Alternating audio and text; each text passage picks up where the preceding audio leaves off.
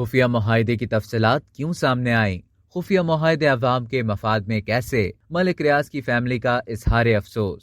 National crime agency NCA اور ملک ریاض family کے درمیان ہونے والے خفیہ معاہدے کے حوالے سے حکومت پاکستان کی جانب سے جاری کردہ تفصیلات پر برطانیہ کی قانونی خدمات فراہم کرنے والی کمپنی کنگزلی نیپلے نے ملک ریاض فیملی کی طرف سے بیان جاری کیا ہے۔ 6 نومبر 2019 کو ہونے والے خفیہ معاہدے کے 2 اہم نکات ہیں۔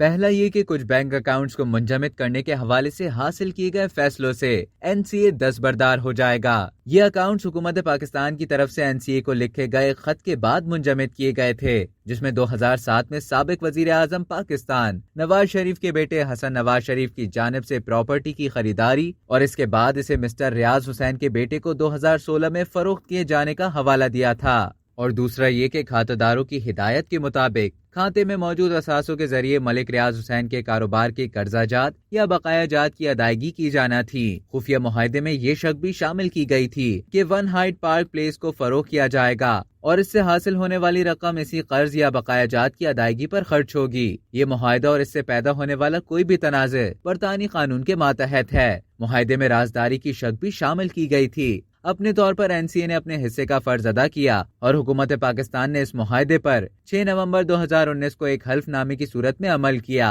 حکومت پاکستان نے وعدہ کیا کہ وہ اس معاہدے اور اس سے جڑی معلومات کو خفیہ رکھے گی۔ کنگزلی نیپلے نے ملک ریاض حسین فیملی کی طرف سے بیان جاری کرتے ہوئے کہا کہ ملک ریاض حسین فیملی کو دکھ ہوا ہے کہ حکومت پاکستان نے اپنے وعدے کی خلاف ورزی کی جو اس نے NCA اور ملک ریاض حسین فیملی کے ساتھ کیا تھا۔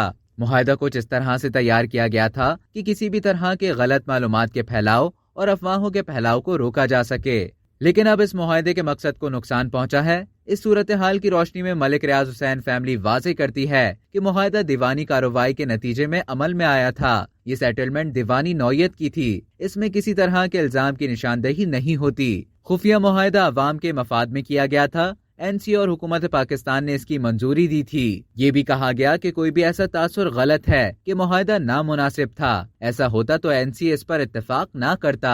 اب تک کے لیے اتنا ہی۔ مزید اسی طرح کی معلومات حاصل کرنے کے لیے ڈیلی جنگ کو سبسکرائب کرنا نہ بھولیے۔